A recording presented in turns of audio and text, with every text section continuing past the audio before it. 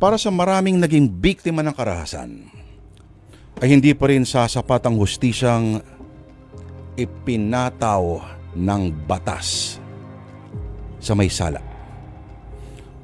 Dahil iba-iba naman ang paraan ng pagtanggap natin sa trahedya at sari-sari rin po ang ating mga paraan ng pagluluksa.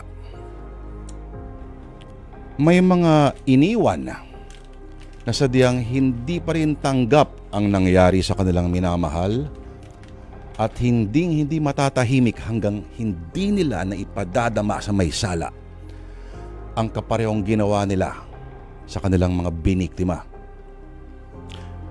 May kasabihan ng mga sinaunang Tsino, sino man daw ang nais maghiganti, dapat ay maghukay ng 2 libingan. Pero ang bubungad na eksena ngayong araw sa ating kwento, mga kapatid, ay mangyayari sa loob ng kulungan. Dito ay may sisiklab na rambulan at dito rin malalaman ng mga sangkot na ang labis-labis sa puot ay kayang bumulag at manuot hanggang sa pinakalikuran ng pinakamakapal na bakal at pinakamakapal na rehas. Mga kapatid, kung ang mga sangkot sa gulo ay armado ng kutsilyo, sa ating eksena, mga kapatid, mukhang ang hukay na dapat ihanda ay hindi lamang iisa, hindi 2. At malalaman ng ating makikilalang bida na si Bert ng Muntinlupa kung gaano kalalim umaabot ang lason ng puot at kung paano nito nilalamon at nilulusaw pati ang sarili. Simulan na natin sa Sana Lord ang kwentong sinulat ni Orly Aquino ngayong Huwebes na sobrang lagkit at sobrang init. Ito na po ang Abot Langit, ang Ngit-Ngit.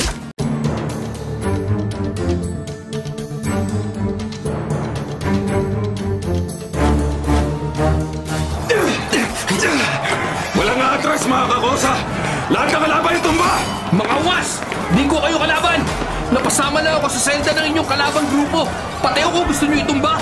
Di ko kayo atrasan! Ikaw ang ungas, Martin. Kabago-bago mo rito sa loob, gusto mong magpaandar. Ikaw ang uunahin kong paluwain ng bituka! Oops! Lampas yung kutsilyo mo, Roy! Akin na yung matalas! Bitiwan mo kamay ko, Martin! Bitiwan mo ako! Ang matalas mong bitiwan mo!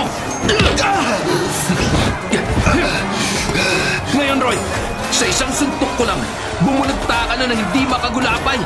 Dadamputin ko na bitiwan mo matalas. At bituka mong paluluwain ko! Ha? Isa sa mga kakosa mo, Roy. Nadali ko. Martin, ang dami ng mga BJMP officers na dumating, madali nila makokontrol ang riot natin. Pero may araw ka rin sa akin. Mula sa oras na ito, huwag ka nang pakasisiguro sa buhay mo!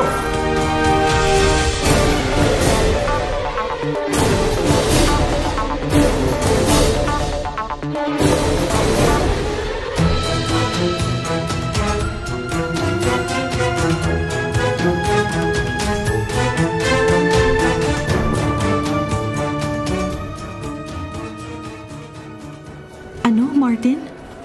Napasama ka sa riot dito sa Bilibid nung nakaraang buwan? Oo, Olga.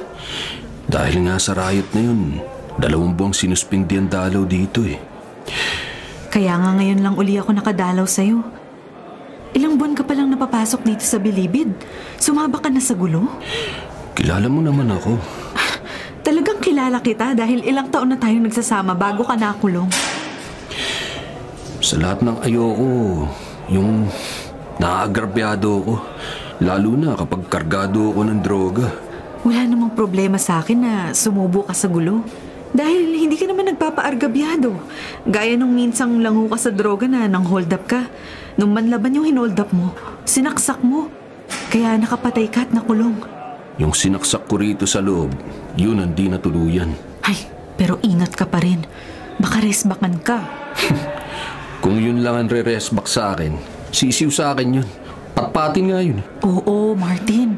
Matapang ka, malaking tao, maskulado. Sanay sa gulo, sa pagpatay ng tao. Pero paano kung pagtulungan ka?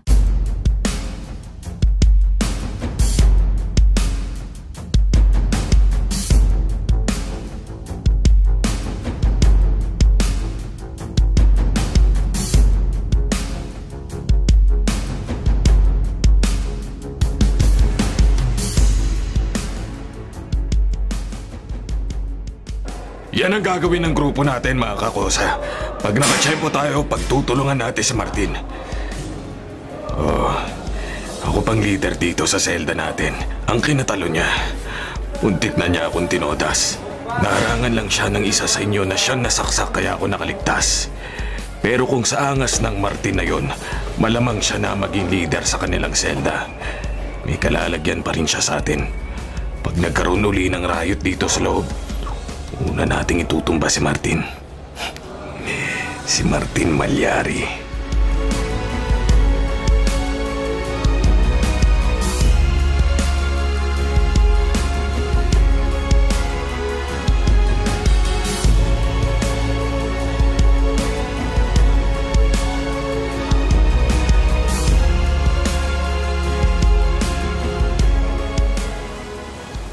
Bert. Ha? May sinasabi ka ba, Chat? Kanina pang pagdating natin dito sa tabing dagat, kinakausap na kita. Tinatanong na kita kung kailan tayo pakakasal. Hindi mo pala iniintindi yung sinasabi ko. Pasensya ka na. May iniisip lang talaga ako. Wala namang problema na pakasal na tayo dahil pareho tayong may trabaho. At may ipon na tayo, isa pa 5 years na tayo. Kabisado na natin ang ugali ng isa't isa. Saka na natin pag-usapan ng tungkol sa kasal natin. Ano pang iniisip mo? Kamamatay lang ng papa ko. Ilang buwan nang naililibing ang papa mo.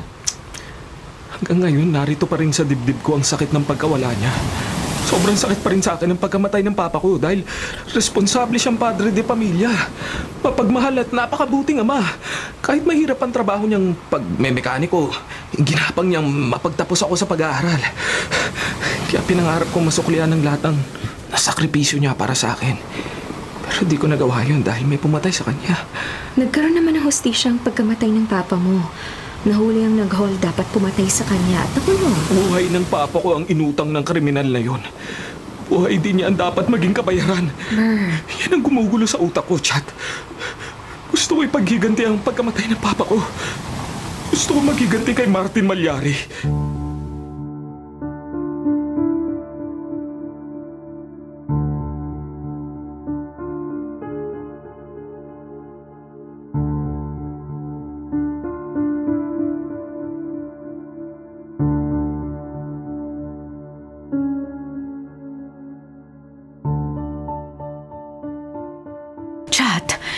Tama ang sinabi sa'yo ni Bert.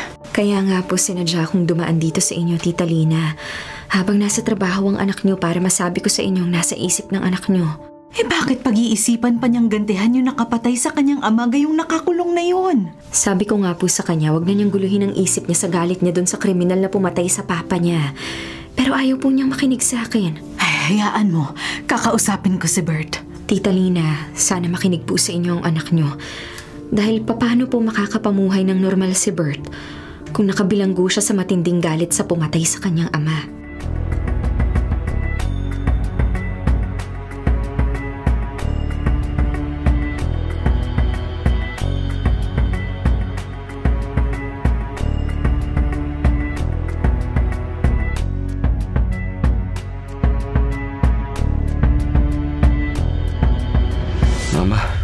Huwag na po natin pag-usapan ang pagkawala ng papa. Kailangan pag-usapan natin, Bert. Dahil hindi ka matahimik sa nangyari sa ama mo. Sino po nagsabi sa inyo? Walang nagsabi sa akin, pero nakikita ko. Mula nung mamatay ang papa mo, madalas ka nang walang kibo. Hindi ka na ang dating ikaw na masayahin at mapagbiro. Ang dating magandang ugali mo napalitan na ng lungkot at galit. Mama naman. May mga oras pang Nakikita kong nagtatagis ang iyong mga bagang. Napapakuyom ang mga kamay mo at napapasuntok ka pa sa dingding. Dahil di ko po malaman kung paano ko ilalabas ang galit ko, Mama. Ang sobrang ngit-ngit ko sa nakamatay kay Papa at sa sarili ko. Bert! Malagay at karumal-dumal po ang pagkamatay ng Papa. Wala siyang kasalanan sa pumatay sa kanya. Pero mahigit 10 malalim na saksak sa katawan ang tinamo niya. Dahil ayon sa nakapatay sa papa mo, wala siya sa kanyang sarili at lango siya sa bawal na gamot ng hold-upin at mapatay niya ang papa mo. Ayon po sa ilang nakasaksi, nakaluhod na si Papa na nagmamakaawa pero di pa rin siya tinantanan ng pananaksak. Hanggang sa tuluyan siyang bawian ng buhay. Kaya awang-awa po ako kay Papa. At kaya galit ako sa sarili ko. Habang walang awang pinapatay si Papa, habang kinakatay siya, wala ako nagawa para tulungan at iligtas siya. Wala! Paano mo matutulungan at may ililigtas ang papa mo? Nasa trabaho ka nang maging biktima ang papa mo ng pang-hold up at pagpatay. Ewan ko po, Mama. Pero matatahimik lang siguro ako pag naipaghiganti ko si Papa. Pag ako mismo makakapatay sa pumatay kay Papa.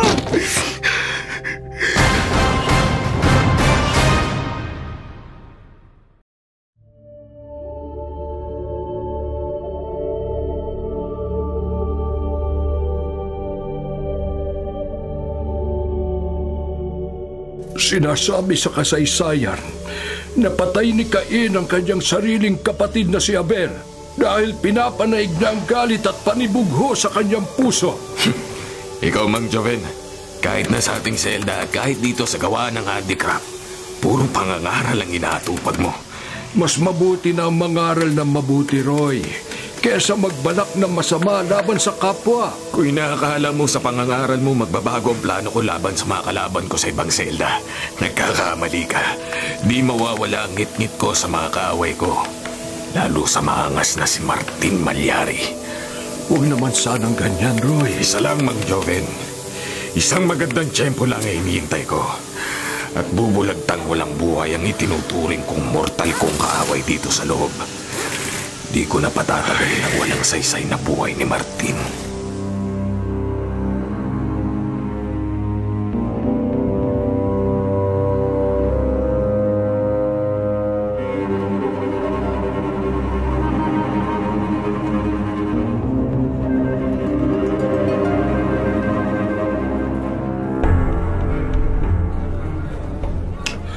Ba't tayo magiging agresibo at bayulente? Gayong pwede naman tayong maging mahinahon para sa ikabubuti ng sarili natin at ng ating kapwa. Hindi ba, Martin? Mang Joven, pati ba naman ako na di mo kasama sa selda pangangaralan mo? Ang mabuting bagay naman ay para sa lahat, Martin. Para kahit kanino at kahit saan. Kahit pa tayo'y nanananghalian, kagaya ngayon. Kaya pati mga kasama mo sa selda na nasa di kalayuan lang sa atin, masama ang tingin sa'yo, galit sa'yo. Martin, sa ating buhay, di ang galit ng tao ang dapat nating katakutan. Mang Joven, ang dapat nating katakutan ay ang galit ng Diyos.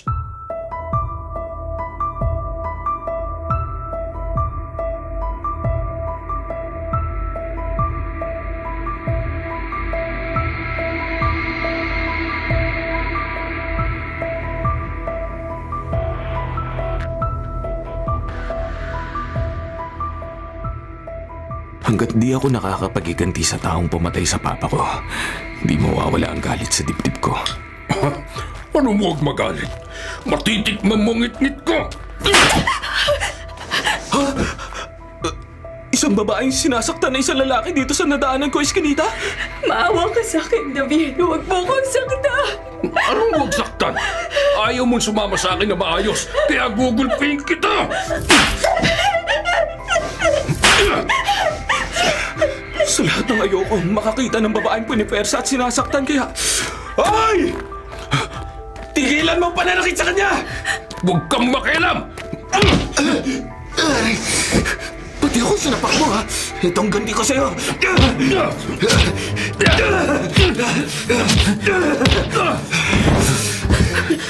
David! David! Miss, kilala mo ba yung lalaking nanakit sa'yo? Oo, kilala ko siya. Asawa ko siya. Ha? Mag-asawa kayo? Akala ko inu-hold up ka niya at pinipersa. Mabait ang asawa ko pero paglasing siya nagiging bayolente. Nananakit. Kaya ayoko sumama sa kanya at kaya sinaktan niya ako. Pero di ka dapat nakialam sa away namin mag-asawa. Di mo dapat pinatulan ang asawa ko. Dahil sa pananakit mo sa kanya nabuwal siya at hindi na nakabangon. David, bumangon ka! Ang asawa ko, hindi na siya gumagalaw. Hindi na siya humihinga. Ha? Ano? Kriminal ka! Napatay mo ang asawa ko!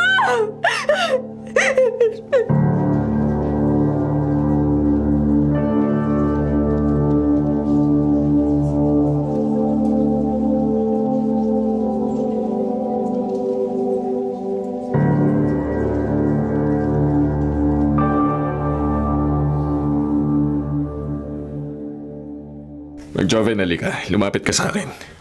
Talagang lalapit ako sa iyo, Roy, para masahihin ka. Di ako magpapamasahe sa'yo ngayon dito sa selda. Habang minamasahe kita, babasahan kita ng Biblia, gaya ng dati. Lalong di ko kailangan ng pangangaral mo. Teka muna, bitawan mo ako, Roy. Ba't habang kumakain tayo kanina, tumabi kayo kay Martin, ha? Bakit? Huminahon ka, Roy.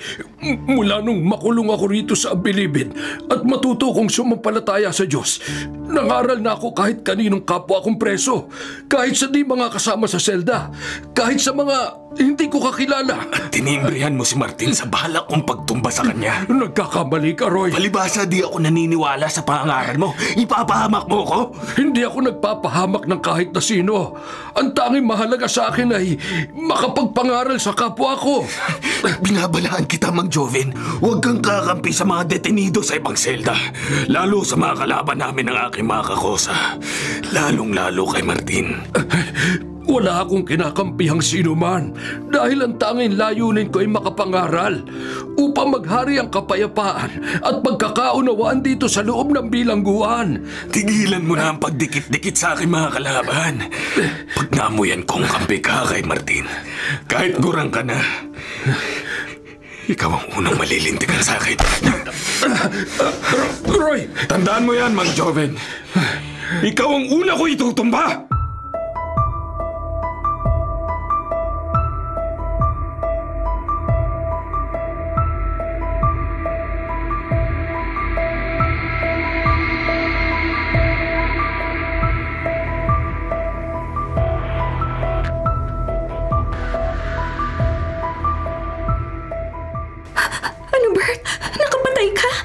Oo, Chat. Kaya niyaya kita rito sa park. Hindi ka kasi dapat basta nakialam sa away ng ibang tao. Paliwanag ko na sa iyo ang lahat. Di ko sinasadya ang nangyari. Di ko akalain mapapatay ko ang lasing na inawat ko sa pananakit sa asawa niya. Huli na bago ka magsisi. Hindi ako nagsisising nakamatay ako, Chat. Nagpapasalamat nga ako. Bert! Ngayon mabibilanggo ko. Pwede makasama ko sa kulungan ang pumatay sa papa ko. At magkakaroon ako ng tsansa makapaghiganti sa kriminal na si Martin.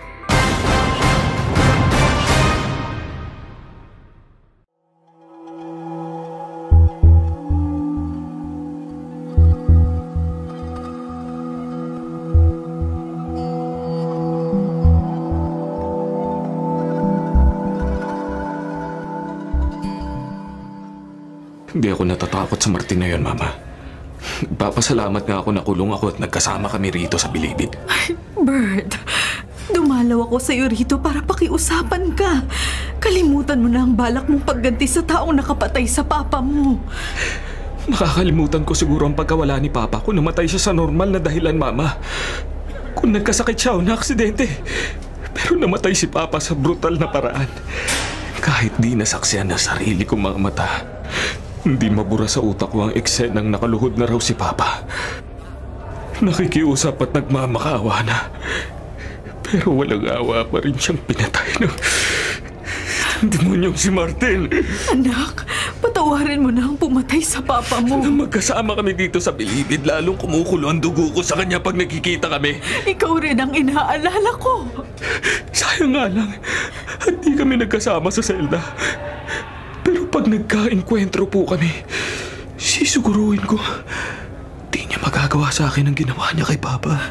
Anak, maisip ko lang na pwede kang makadisgrasya o ikaw ang madisgrasya, hindi na ako matahimik. Mama. Mama. Nagmamakaawa ako sa iyo, Bert. Huwag mo nang ituloy ang balak mong paghihiganti. Mamamatay ako sa sobrang pagkamahal at pag-aalala sa iyo, anak. Ikamamatay ko.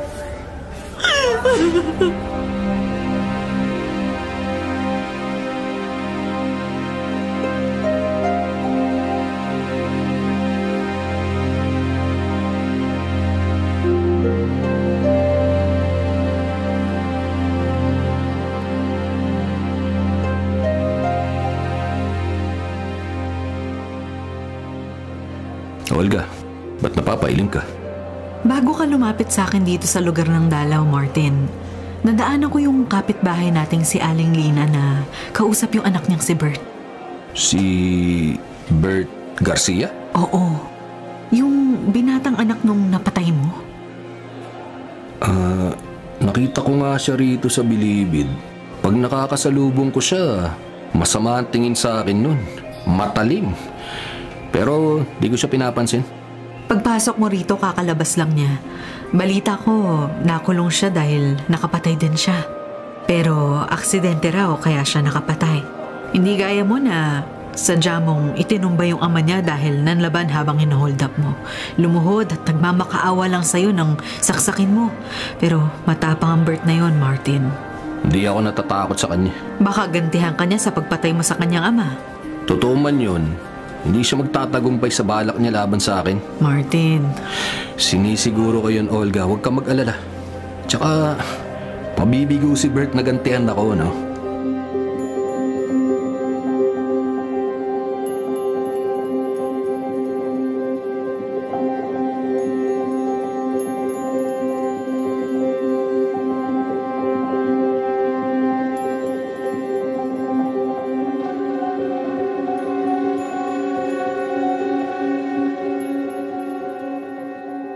Ulol ka, Mang Joven! Ulol ka! Anong problema? Oy, Bert! Kahit bago ka lang dito sa selda, alam mong ako ang leader dito. Ba't sinigmuraan mo si Mang Joven? Pinagbawalan ko na siyang magdidikit sa mga kalaban ko. Pero di niya ako sinunod. Wala namang kasing masama na mangaral ako kahit kanino. Dahil pawang kabutihan lamang ang ipinapangaral ko. Mangangatwiran ka, panggurang ka, ha? Tama na, Roy. Kasama natin siya sa selda. At matanda na siya, kaya pagpasensyaan mo na. Pasalamat ka, Mang Joven. Nakagaanan ko ng loob itong bagong pasok dito sa selda natin. Kung di ako inawat ni Bert, bugbog sarado ka sa akin. Makaaway natin ang problemahin natin, Roy. Para di tayo madihado sakaling mapaengkwentro tayo sa kanila, okay?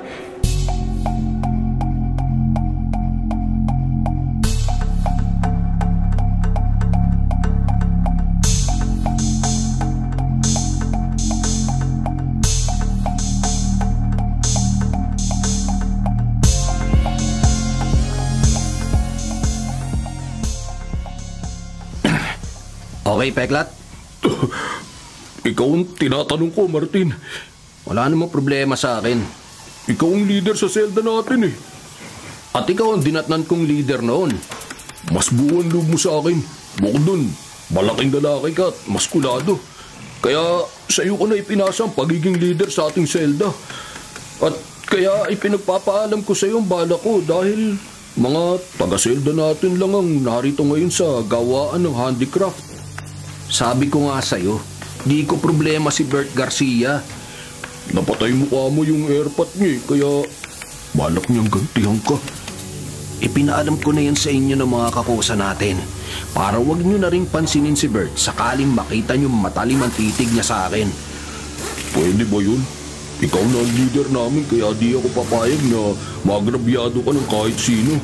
Payagan mo na lang yung suggestion ko. Didiskartehan ko si Bert para di ka nila magantihan. Peklat. Oh, ano Martin? Okay ba sa'yo? Okay ba sa'yo na itumba ko si Bert Garcia? Kaya ko namang ipagtanggol ang sarili ko. Alam ko. Nakita ko na kung paano ka makipaglaban. Buwan loob mo at madiskarte ka. Pero Mahirap na magsingitang ka. Ikaw pa naman ang leader sa selda natin. Alam ko naman kung paano harapin si Bert eh. Huwag kang mag-alala. Mas makakasiguro ang di siya magiging panganib sa'yo pag naitumba ko na siya. Huwag na, Peklat. Huwag mong kakantiin si Bert, ha? Martin, ako nakakaalam ng dapat gawin sa kanya. Kaya ipaubaya mo siya sa akin. Maliwanag?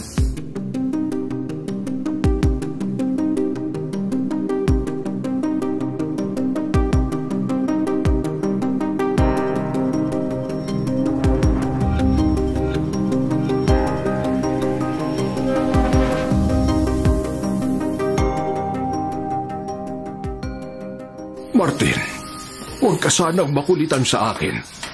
Di ako nakukulitan sa iyo, Mang Joven. Tumigil muna ako sa paggawa ng handicraft kasi bilib ako sa iyo. Sinaktan ka na pala ng kasama mo sa selda dahil sa pangangaral mo. Pinagbawalan kasi ako ni Roy na lumapit sa inyong mga di namin kasama sa selda. Pero lumalapit ka pa rin sa akin. Wala naman kasi masama na magbasa ako ng Biblia at mangaral sa kahit na sino. Kaya nga nagkakaroon ako ng interes sa mga sinasabi mo eh. Ay, salamat naman kung maniniwala ka sa mga sinasabi ko. Maniniwala ako sa iyo, Mang Joven. At gagawin mo ang mga ipinapangaral ko. Pero gawin mo rin ang pinapagawa ko sa iyo. Mangako ka sa akin. Basta makabubuti, Martin. Lahat gagawin ko. Mabuti naman kung ganun. Para sa kabutihan ng lahat, handa kong itaya ang buhay ko.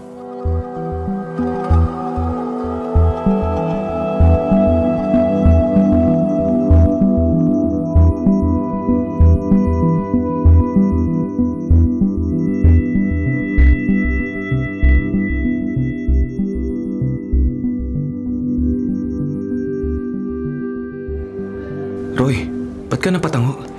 Di ko sinita at di ko sinaktan uli si Mang Joven nang makita ko sinuway na naman niya ang bilin ko sa kanya, Bert. Nang lumapit uli siya kay Martin. Dahil sabi mo pwedeng pakinabangan natin siya. Totoo naman yun. Pwede natin pakinabangan si Mang Joven laban sa mga kaaway natin. Kaaway mo na rin ang mga kalaban namin na mga kakosa ko, ha? Natural. Magkakasama tayo sa selda kaya ang kalaban ng isa sa atin, kalaban ng lahat. Ayos ka, kakosa. Yan nga. Alam niyo naman kaalyado niyo ako, Roy. Yan naman talaga inaasahan ko sa'yo. Sana mangako ka lang sa akin. Na ano ba yun? Pag napaengkwentro tayo sa mga kalaban, papaubaya mo sa akin si Martin. Si Martin Malyari? Siya nga. Ako ang magtutumba sa kanya. Ako ang totoda sa pumatay sa aking ama.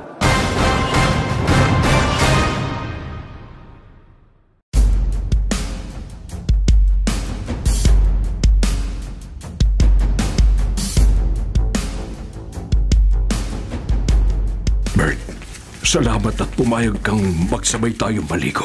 Wala nang makulong ako rito sa bilibid. Nakasanayan ko ng may ibang preso na nakakasabay sa paliligo, Mang Joven. Magkakausap tayo ng sarilinan. Ayan. Narito na tayo sa paliguan kaya pupunuan ko na ng tubig ang drum. Habang nagpupuno ko ng pampaligo natin, pangangaralan muna kita ng mga aral sa Biblia. Bilib naman ako sa iyo, Mang Joven. Hanggang dito sa paliguan, may bit-bit ka pa rin Biblia. Kahit saan kasi dapat, may mababasa at may mapag-aaralan ng mga aral ng Diyos upang maghari ang kabutihan kanino man at saan mang dako. At iwaksin natin sa ating isipan ang anumang kamalian, karahasan at kasamaan. Tulad ng babasahin ko na isinasaad sa Aklat ng Santiago, Kabanata 1, Talata 14 hanggang 15 na nagsasabing ginagatungan natin ang maling mga tendensiya kapag paulit-ulit tayong tumitingin, nakikinig o nag-iisip ng masamang bagay.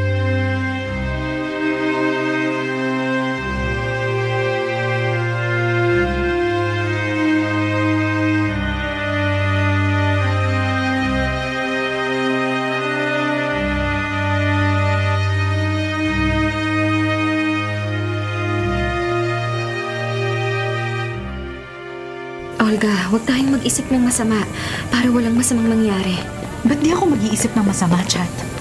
Ikaw na yung nagsabi na may plano si Bert na gantihan si Martin. Ipinaalam ko yan sa'yo para papag-ingatin mong kinakasama mo. Alam na ni Martin na plano siyang gantihan ng anak nung napatay niya. Kaya malamang uunahan na niya yung Bert na yun. Ba't yun ang iisipin mo? Kabisado ko ang kinakasama ko. Kaya nung magkasabay tayo dito sa kalye, sinabi ko sa yung abangan na lang natin mabalita ang pagkamatay ng boyfriend mo. Olga? Sigurado yun, Chat. Dahil kesa maunahan si Martin ni Bert, ako mismo ang magsasabi sa kinakasama ko na unahan niyang itumbang gustong pumatay sa kanya.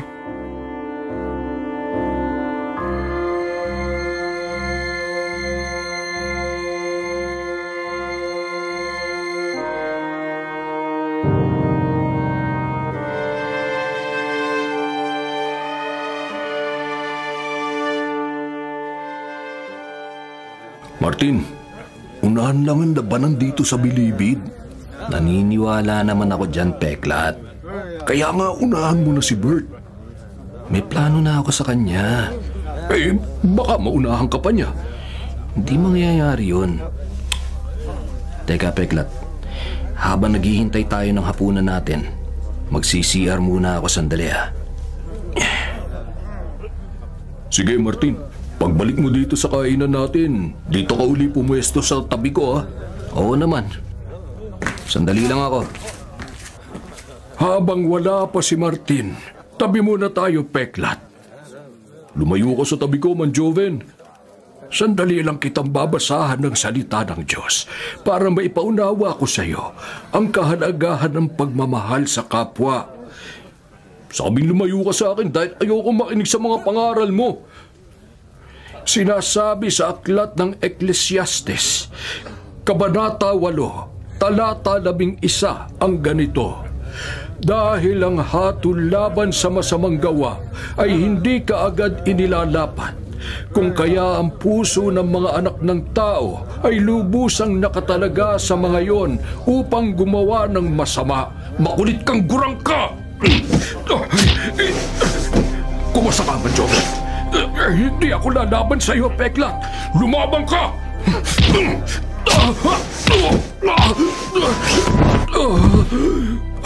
Kahit nakabulagta ka na dyan, tatadyakan pa rin kita! Tama na, Peklat! Awat na! Pasalamat ka, Manjoven! Umawat si Martin!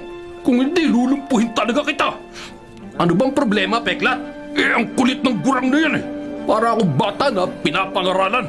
Sa lahat ng ayoko, yung pinapangaralan ako. Tama na. Kalma ka ng, Peklat. Palata mo na sa akin si Mang Joven. Sige na.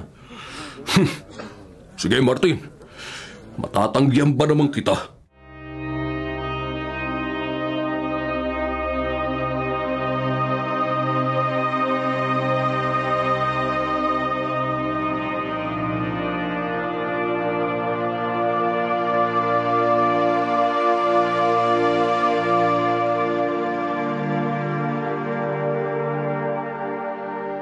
Mang Joven, wag ka nang tumulong sa pagliligpit ng mga pinagkainan natin. Hayaan mo na ako, Bert. Sinaktan ka pala kanina ng isang preso bago tayo nagapunan. Ayaw kasi ni Peklat na pangaralan ko siya eh. Hindi ko nakita nang saktan ka kasi isa ako sa mga tumulong sa pagkuha ng pagkain, Mang Joven. Kahit sinaktan ako ni Peklat, wala akong sama ng loob sa kanya. At pag nagkaroon ako ng pagkakataon, pangangaralan ko pa rin siya. Dahil mahalaga sa buhay ko ang makapangaral ng salita ng Diyos. Gaya ng ipapangaral ko sa iyo ngayon, Bert. Mang Joven naman. Habang nagliligpit tayo ng mga pinagkainan, hayaan mong basahan kita ng Biblia para makatupad ako sa nag-utos sa akin. Sino ba, Mang Joven? Sino ba nag-utos sa iyong pangaralan mo ko at basahan ng salita ng Diyos?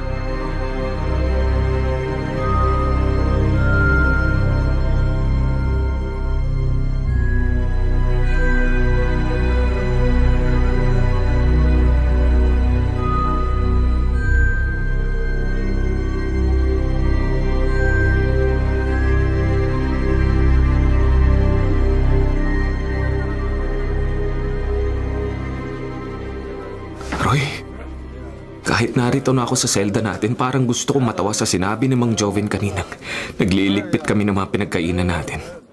Ba't mo iintindihan ang sinasabi ng gurang na yun, Bert? Sabi niya, ang Diyos daw ang nag-utos sa kanya ng mga aral. Ano siya, apostol? At nakakausap niya ang Diyos? Maluwag ang tornilyo sa utak ng gurang na yun. Itong iabot ko sa'yo ang ingatan mo. Ano to? Ice pick? Pinagdilihensya kita niyang matulis para may gamit ka sa riot. Riot? Anong riot? May riot na plano kami ng mga kakusa natin dito sa selda para makaengkwentro natin ang ating mga kalaban sa ibang selda. Kailangan natin ng gamit dahil may mga nakatago ring gamit ang mga kaaway natin. Matalas, ice pick, pakong pana at kung ano-ano pa. Ayos, Roy. Ayos. Sige. Okay itong ice pick na binigay mo sa akin. Pag natuloy ang riot, makakaganti na ako sa pumatay sa ama ko. May tutumba ko na rin si Martin.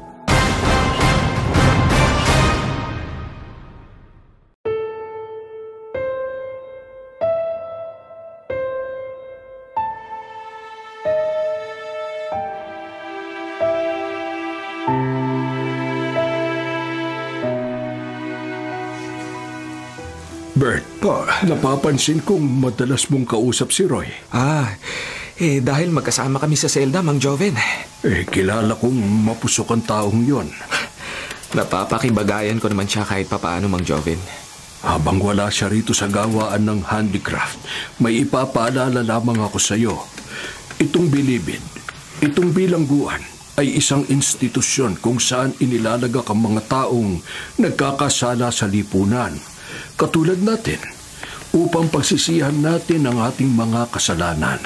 At pag nakatapos na tayo ng pagsisilbi sa sentensya natin, makakalaya na tayo at makakapagbagong buhay.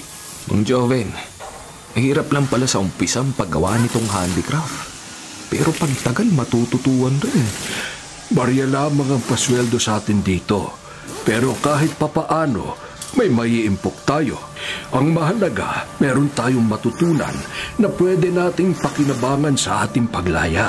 Hindi ko na iniisip ang paglaya. Dahil gusto mo maipaghiganti ang pagkamatay ng iyong ama. Ganun ba? Sino nagsabi sa'yo, Mang Joven? Narinig ko lang sa usapan ng ibang kasama ko dito sa selda. Ang kaselda pala naming si Martin ang nakapatay sa iyong ama. Mang Joven, paano mo nalaman? Kung may balak kang maghiganti sa kanya, Bert, kalimutan mo na lamang. Mang Joven, makakalimutan ko lang atraso sa akin, Martin. Pag nakaganti na ako sa kanya. Narito tayo sa kulungan para maayos ang buhay natin, hindi para lalong magpakasira. Ay, naku, machechempohan ko rin siya. Bata ka pa, Bert. Marami pang magagandang pagkakataon ang darating sa buhay mo. Mapagsisilbihan mo ang sentensya sa'yo. Makakalaya ka rin. Ako, kahit inaagrabyado ko ng ibang kasama natin, hindi ko sila pinapatulan. Nagtitimpi lamang ako. Patuloy na nagpapakabuti dito sa loob dahil kahit matanda na ako, gusto ko pa rin lumaya para makasama ko yung mga mahal ko sa buhay. At para matikman ko pa rin ang malaya at payapang buhay sa mga nalalabing araw ko rito sa mundo.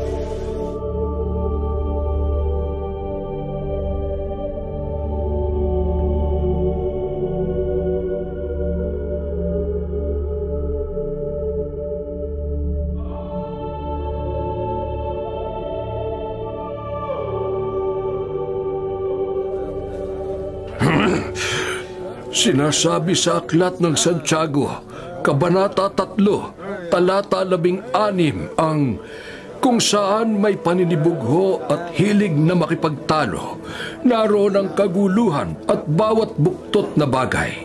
Totoo yun, kaya hindi tayo dapat magpatangay sa mga negatibong emosyon.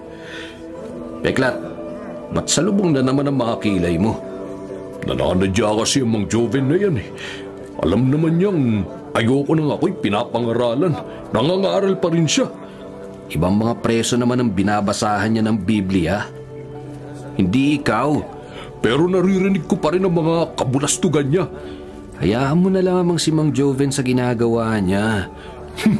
Huwag mo sabihin naniniwala ka sa pangaral ng gurang na yan, Martin. Kung minsan, Peklat, kahit gaano tayo kasama, may mga bagay tayong dapat na paniwalaan. Ewan ko sa'yo, pero pag di ako nakapagtimpi, May kalalagyan sa akin yung Mang Joven na yun eh. Baka putulan ko pa siya ng dila para matigil na sa walang saysay niyang pangangaral.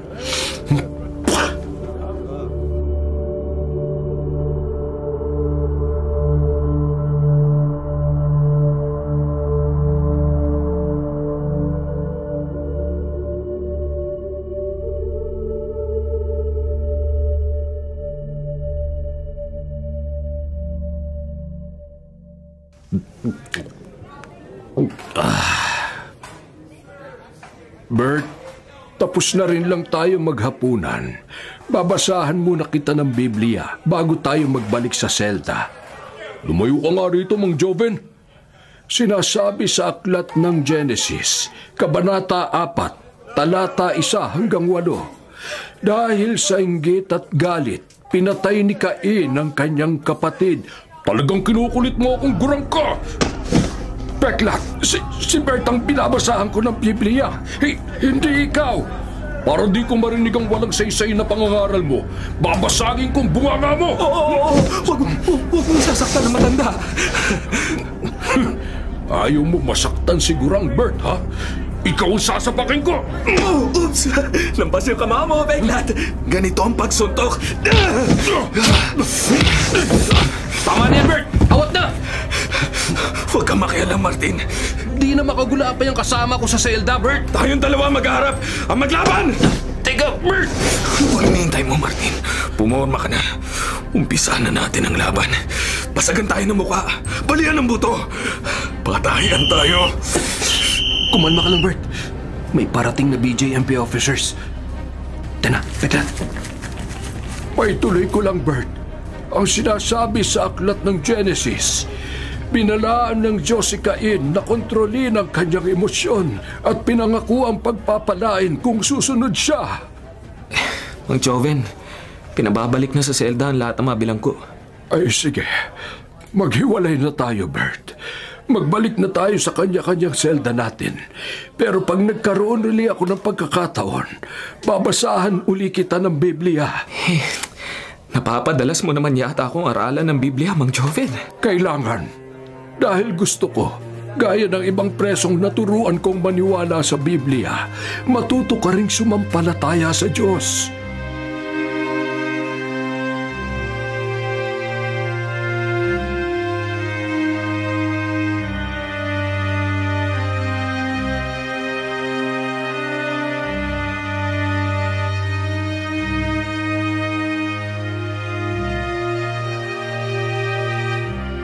Maliwanag ang sinabi ko sa'yo, Martin. Oo, Olga. Tandaan mo ang payo ko sa pagdalaw ko ngayon sa'yo. Di baling makaargabyado ka. Huwag lang maaargabyado. Di bali na makapatay ka. Huwag ka lang mapapatay.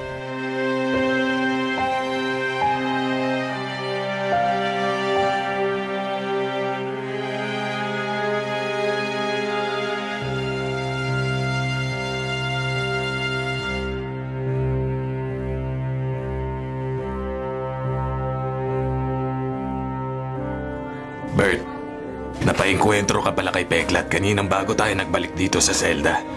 Oo, Roy. Siya ang naagrabyado sa away namin. Nagulpi ko. Mas maagrabyado siya sa'yo bukas. Ah, bukas? Oo, Bert. Tinimbrehan ko na ang lahat ng kakursa natin para magkaroon ng riot bukas ng umaga. Ay, maganda nga yan, Roy. Di na natin patatagalin ang buhay ng mga kalaban natin. Pag nag-umpisa na ang riot, totodasan natin ang lahat ng ating mga kaaway. Sa riot bukas, sisiguruhin kong sa riot matatapos ang buhay ni Martin.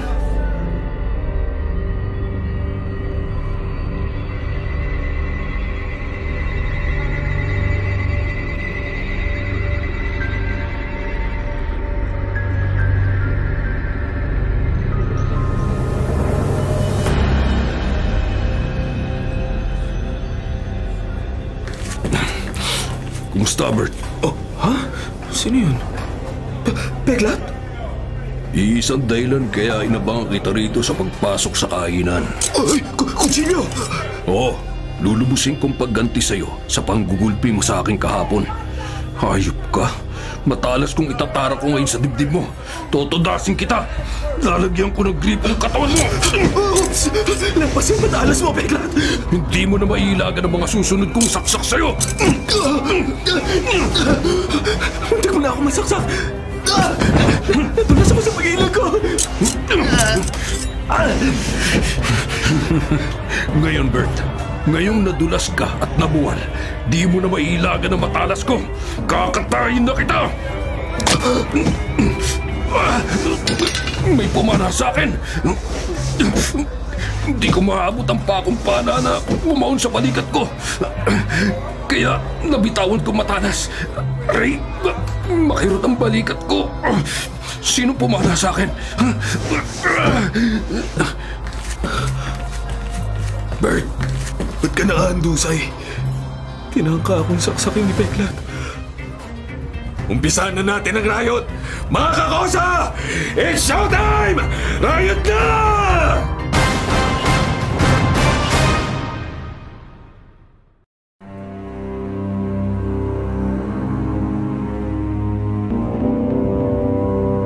Ano, Olga?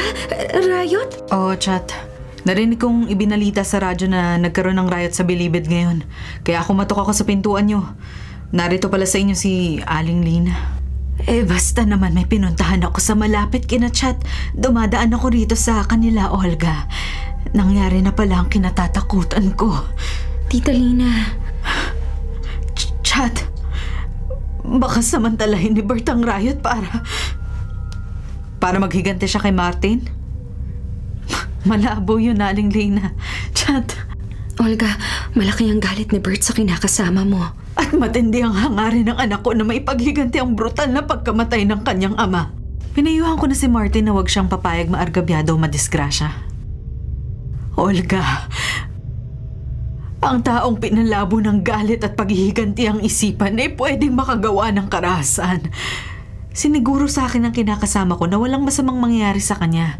Kaya nasisiguro ko, Chat, Aling Lina, na hindi makakapaghiganti si Bert sa pumatay sa kanyang ama. Olga. Si Bert ang sigurado akong mapapatay ni Martin.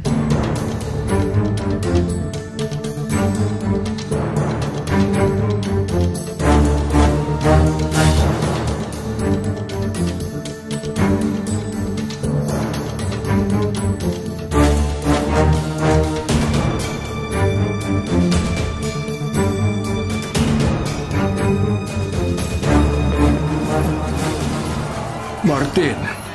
Oh, Mang Joven. Nakita ko kung saan ka galing at kung anong ginawa mo. Natural lang na kumuha ako ng sandata para ipagtanggol kong sarili ko. At di madisgrasyang di dapat mapahamak sa riot na nangyayari ngayon dito sa Bilibid. Naiintindihan kita, Martin. Maiwan na kita, Mang Joven. Sa ayaw at sa gusto ko, sigurado madadamay ako sa riot eh.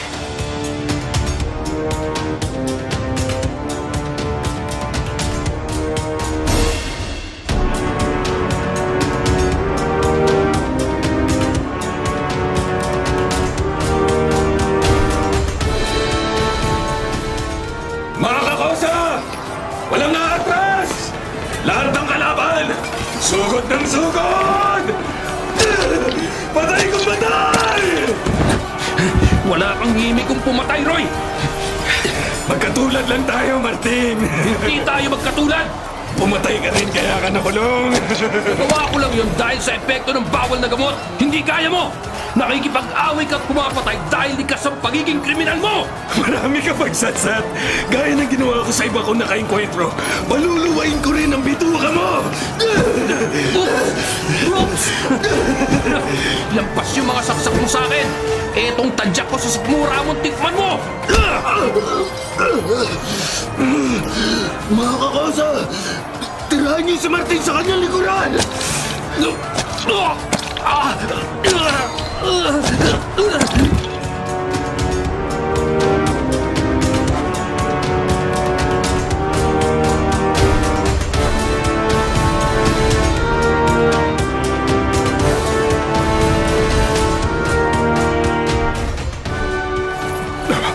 Bert, sandali lang! Huwag kang umaras sa dinaraanan ko, Mang Joven! Huwag ka nang sumali sa riot. Kailangan makadikit ako kay Martin. Huwag mo nang ituloy ang balak mong paghihiganti sa kanya. Huwag! Masama siyang tao! Hindi likas na masama si Martin. Walang awat, brutal na pinatay niya ang ama ko. Alam na ni Martin ang kanyang pagkakamali, ang kanyang pagkakasala. Nagpakatino na siya at nagbago. At hindi ako naniniwala doon. Utang mo sa kanya ang mga magagandang aral sa Biblia na natutuhan mo. Ikaw ang nangaral at nagturo sa akin, Mang Joven. Ikaw! Tinuruan kita ng kabutihan at magagandang aral sa buhay sa utos ni Martin. Naku, Mang Joven, hindi po totoo yan. Totoo yan, Bert. Nang simulan kong turuan ng kabutihang asal at mag-aral sa Biblia si Martin, natuto siyang kumilala at sumampalataya sa Diyos. Kaya siya nagbago. Kaya iniligtas niya ang buhay mo. Totoo po yun, si Martin? Oo, si Martin. Siya ang pumana kay Peklat. Kaya hindi ka tuluyang napatay ng bayulenteng taong yon. Mang Joven, maniwala ka sa akin, Bert. Hindi likas na masama si Martin. Ang tanging dahilan, kaya siya sumali sa riot upang iligtas ang buhay mo. Upang makabawi siya sa iyo sa nagawa niyang pagpatay sa iyong ama na labis niyang pinagsisisihan.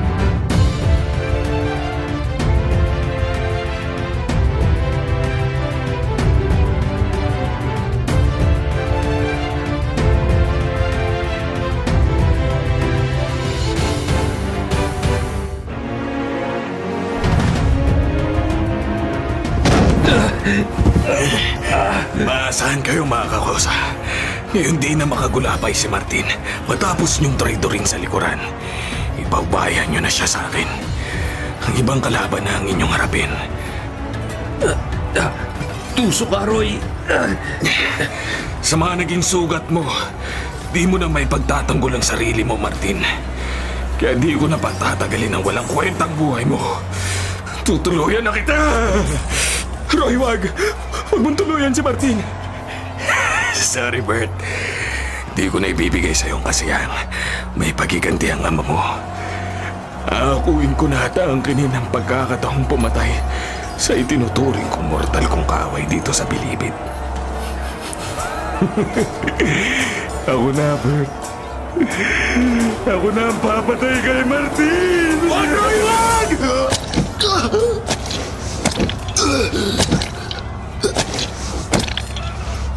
Trader ka, Bert. Sa akin mo itinara ang ice stick. Traitor. Bert, salamat. Kumantila ako sa iyo, Martin. Bert, iniligtas mo ang buhay ko. Kaya iniligtas din kita.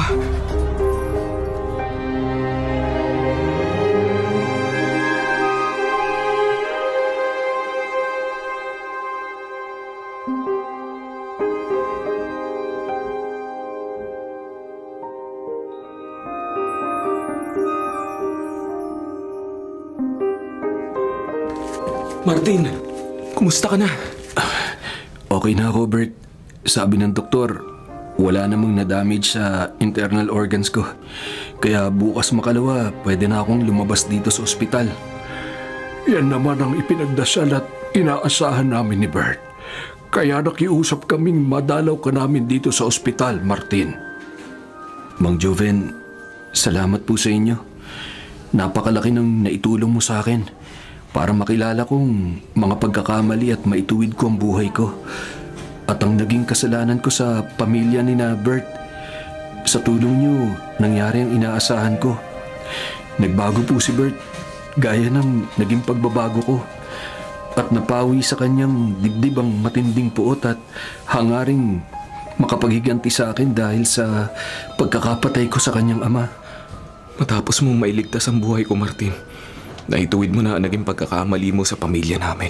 Kulang pa yon, Bert. Pagsisikapan ko pa rin makasama ka sa tuluyang pagbabago at pagpapakabuti para balang araw makasama kita sa paglaya. Yan din ang pagsisikapan kong gawin sa iyo, Martin. Ako na may nagpapasalamat sa Diyos dahil napatunayan kong walang imposible sa Panginoon. Sa tulong at awa niya, hindi napahamak ang mga taong sumasampalataya sa Kanya. Naniniwala ako riyan, Mang Joven. Ako man po, Mang Joven.